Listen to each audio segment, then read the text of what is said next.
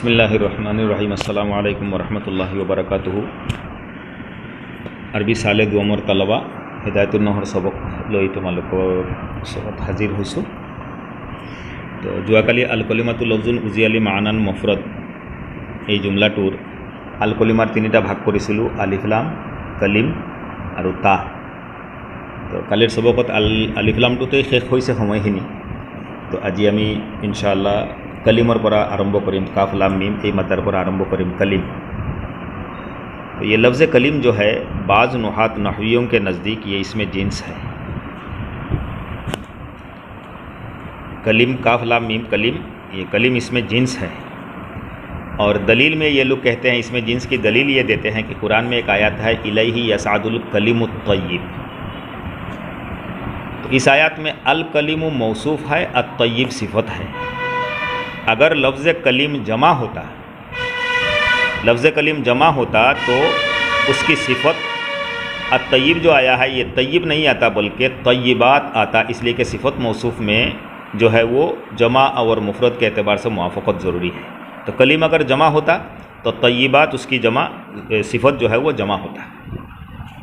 तो जो लोग इसमें जिन्स कहते हैं उनकी दलील ये है कि कलीम इसमें जिन्स है, इस वजह से उसकी सिफ़त जो है वो तय्यिब मुफ़रद आया है। दूसरे लोग, दूसरे नुहात जो कहते हैं कि ये जमा है, ये लोग ये जमा है कहते हैं, तो फिर इसका जवाब क्या होगा? अभी जो इलैहि यसादुल कलीमुत तय्यिब में कहा गया है कि इसमें जिन्स है और दलील भी दिया कुरान से, हल्की फुल्की दलील नहीं है, मजबूत दलील है, उसका जवाब क्या देंगे?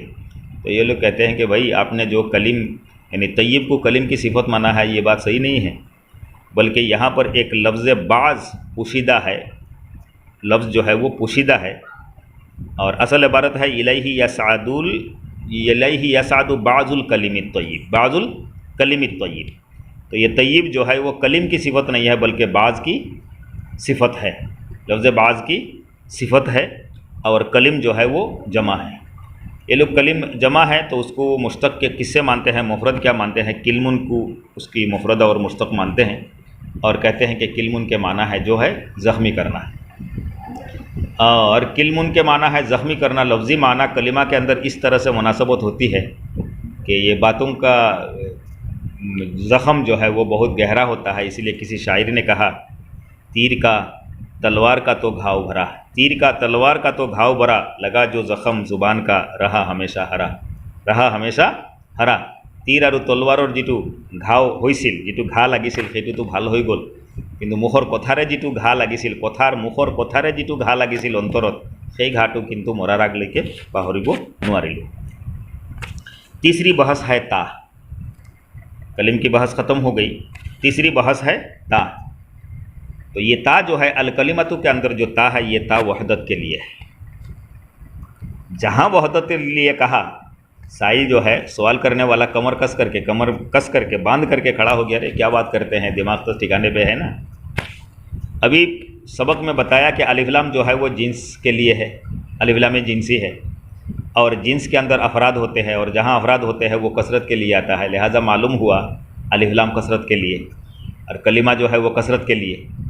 अब ता कहते हैं कि वहदत के लिए है, तो एक जुज़ अल कलिमा का एक हिस्सा बता रहा है, अलिफ लाम बता रहा है कि जिन्स वो अफराद के लिए है, कसरत के लिए है, और ता जो है वो बता रहा है वहदत के लिए है। तो एक ही कलिमा के अंदर आग और पानी दोनों जमा हो गया है, दोनों तो इकट्ठा नहीं हो सकता, या तो आग है या तो पानी होना चाहिए।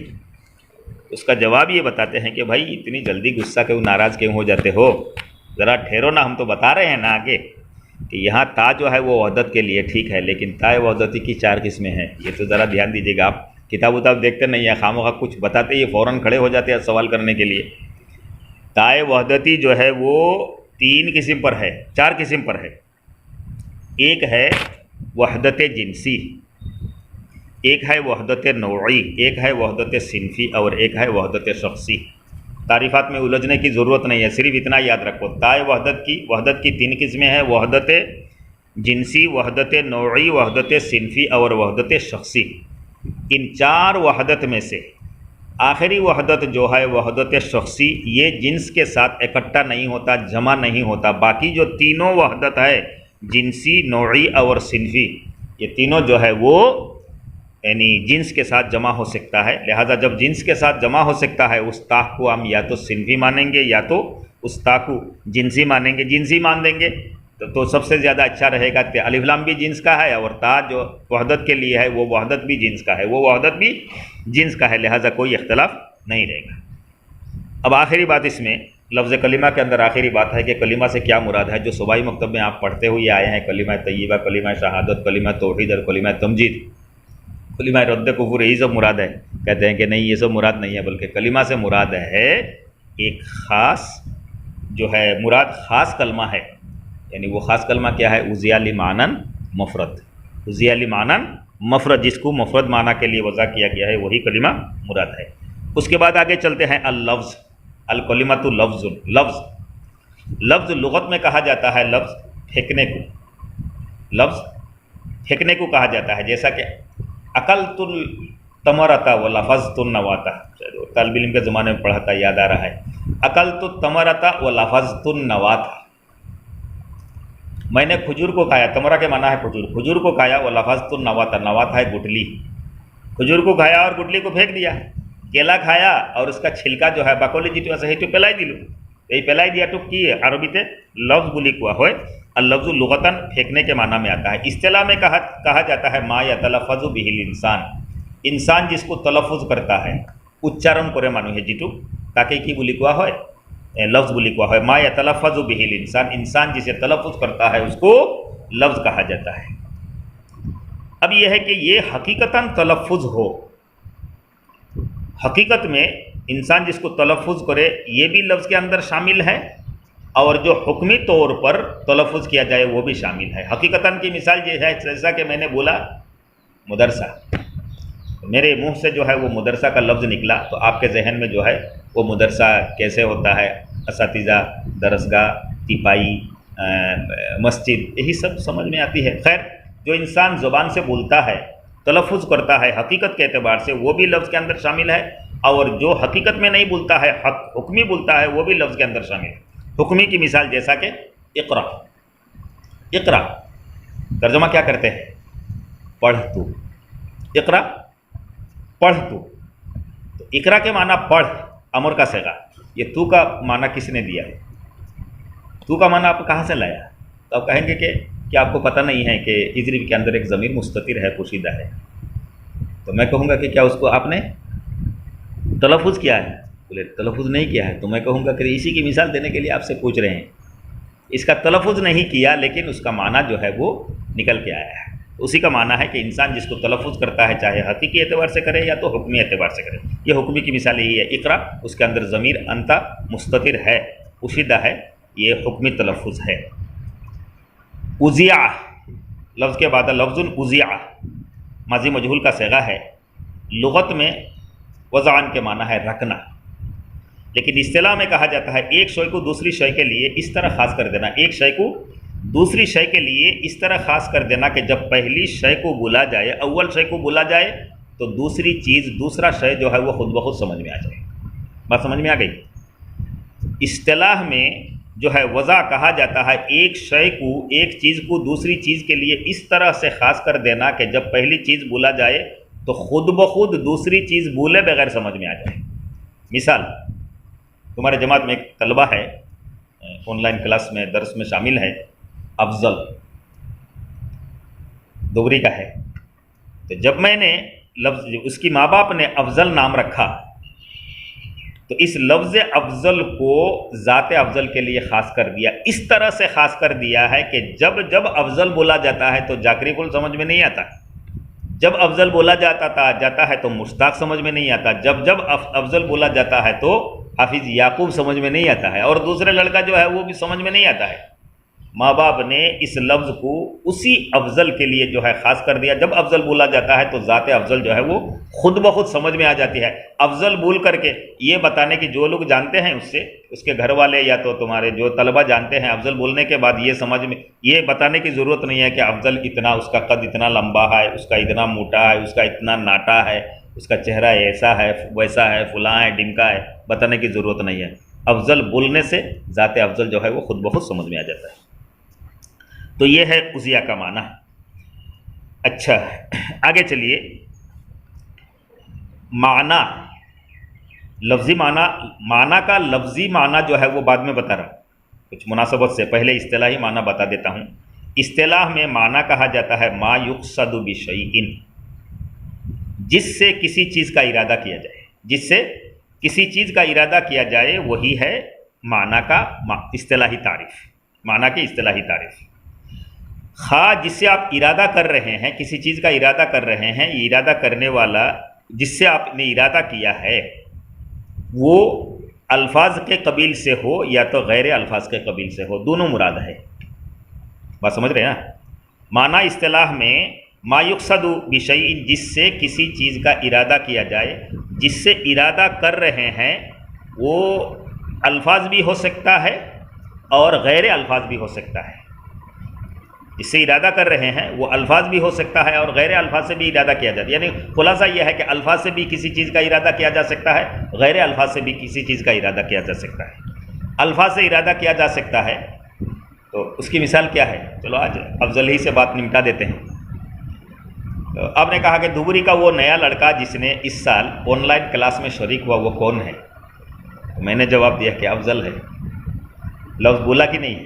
الفاظ لفظ بولے ہیں، اس لفظ کے ذریعے سے آپ کو بتا دیا ہے کہ نیا داخلہ لینے والا وہ لڑکا آن لائن کے ذریعے سے جو پہلے ہمارے مدرسے میں نہیں تھا، یعنی آف لائن میں نہیں تھا، وہ لڑکا کون ہے؟ افضل ہے، ذات افضل۔ اشارہ کیا، اس کو سمجھایا میں نے، لفظ افضل سے، لفظ سے بولا۔ غیر الفاظ سے اس کے لیے چار طریقہ ہے۔ غیر الفاظ سے کسی چیز کا ارادہ کیا جاتا ہے، اس کے لیے چار طریقہ ہے۔ نمبر ایک خطوط، خطوط کہا جاتا ہے کتاب کی عبارت، یہ تلفظ نہیں کیا جاتا ہے، یہ آنکھوں سے دیکھا جاتا ہے، یہ تلفظ نہیں ہے، تحریر ہے، لیکن اس تحریر کو دیکھ کر کے آپ اس تحریر کا مضمون جو ہے وہ سمجھ جاتے ہیں، یعنی اس تحریر سے مضمون کو جو ہے مضمون کا ارادہ کیا گیا ہے۔ اس تحریر سے، وہ تحریر مراد نہیں ہے کہ آپ دیکھتے رہے خالی وہ حروف ہجا الف با تا سا جیم ہا یہ سب دیکھتے رہے، یہ مراد نہیں ہے، بلکہ اس کو لکھنے کا، اس تحریر کا ارادہ، مقصد کیا ہے کہ آپ اس کے متعلقہ جو مضمون ہے اس مضمون کو سمجھیں۔ عقود، دوسرا طریقہ یہ ہے، یعنی غیر الفاظ سے ارادہ کرنے کا دوسرا طریقہ کیا ہے؟ غیر الفاظ کا عقود کہا جاتا ہے۔ آپ دیکھ رہے ہیں شاید، مجھے عقود کہا جاتا ہے انگلیوں کے ان گرا کو، یہ گاٹھی بھی لگو، یہ گرا কিনি আনিলা, দোকানৰ পৰা কিনি আনিলা বুলি ক'লে তোমালোকে কি কিনি আনিবা? আজিকালি ল'ৰাক কিনি আনিছে বুলি ক'লে লগে লগে ক'ব শিখৰ কিনি আনিছোঁ, চলো শিখৰ দি বিচাল দিছোঁ। আফজলে লৈ আহিলে, ই সুধিলে কিমানত আনিলে, লকডাউন লাগি আছে তো কিমানত আনিলে, সি দেখুৱালে ইয়াত, এইখিনি দেখুৱালে ইয়াত, একো নক'লে মুখৰে, 10 টকা বুলি নক'লে। তুমি বুজি পালা, 1 2 3 4 5 6 7 8 9 10, তোমালোকে বুজি পালা? অঁ আচ্ছা, মালটো কিনি আনিছে 10 টকাত কিনি আনিছে, মুখেৰে 10 টকা বুলি কোৱা নাই, খালি এনেকা ঔষধ, এই উঙলিটো ভাঁজ কৰিছে, উঙলিটো দেখুৱাইছে, ভাঁজটো দেখুৱাইছে, ये वक़ूद अक़द दिखाया है, वो समझ गया है कि 10 रुपये में ख़रीद के लाया है, ये है वक़ूद। तीसरी चीज़ है कि गैर लफ्ज़ से इरादा करना नुसुब, नुसुब कहा जाता है रास्ते के किनारे पे, पहले ज़माने में, आजकल भी है, মাইলকুটি যিবিলাক লিখা থাকে, সেই মাইলকুটিবিলাক লফ্জ নহয়, এটা বস্তু হয়, পৰি আছে, কিন্তু এইটো দেখাৰ পিছত মেলামাটিৰ পৰা ওলাওঁতে বোলে তিতাবৰলৈ যাম কেই কিলোমিটাৰ, 4 কিলোমিটাৰ বাকী আছে, ইফালে যাম যোৰহাটৰ এই কি বুলি কয় এই গোলাঘাটলৈ 17 কিলোমিটাৰ, লফ্জ নহয় কিন্তু ইৰাদা কৰি আছে, এই গোলাঘাট ইয়াৰ পৰা কিমান দূৰ হয়, এই তিতাবৰ ইয়াৰ পৰা কিমান দূৰ হয়, সেইখিনি বুজাই আছে। আচ্ছা, সেইখিনি বুজোৱাৰ কাৰণে, বুজোৱাৰ ইৰাদা কৰা হৈছে এই মাইলখুঁটিটো দি। और चौथा और आखिरी है जो वो इशारात, इशारा কৰি লওঁ, তোমাক আনিবলৈ দিছিলোঁ, তোমাক চাউল আনিবলৈ দিছিলোঁ, ক'ত থৈছা? চাউল ক'লেতো তোমালোকৰ এইটোৱে দিম। আফজলক পঠিয়াইছিলে জাকৰি ফুলে 10 টকা দি আনিবলৈ, সি ক'লে যে এই 10 টকা দিছিলোঁ যে আনিবলৈ, মালটো ক'ত থৈছা? সি মুখেৰে কোৱা নাই যে মই টেবুলৰ ওপৰত থৈছোঁ, লফ্জ কোৱা নাই, উঙলি দি দেখুৱাই দিছে, এনেকৈ ইশাৰা কৰিছে, এইটো লফ্জ নহয়, ইশাৰাটো লফ্জ নহয়, ইংগিতটো লফ্জ নহয়, তাৰ দ্বাৰা কি কিবা এটা বস্তুৰ ইৰাদা কৰা হৈছে बगैर लफ्ज़ से। तो ये 4 मिसाल हो गई है किसकी, माना की, उक़ूद, खुतूत, उक़ूद, नुसूब और इशारात। लफ्ज़ी माना आना यानी आना यानी अनियन, आना यानी अनियन, जिसके माना है बाब ज़राबा से ये یہ انا یعنی انین معنی تو ابھی بتا دیا ہے کہ معنی کا معنی ہے. اس میں ظرف کا صیغہ ہو سکتا ہے یہ معنی، اس میں ظرف کا بھی صیغہ ہو سکتا ہے باب ضربہ سے، یا تو مصدر میمی بھی ہو سکتا ہے، یا تو اس میں مفعول کا صیغہ ہو سکتا ہے.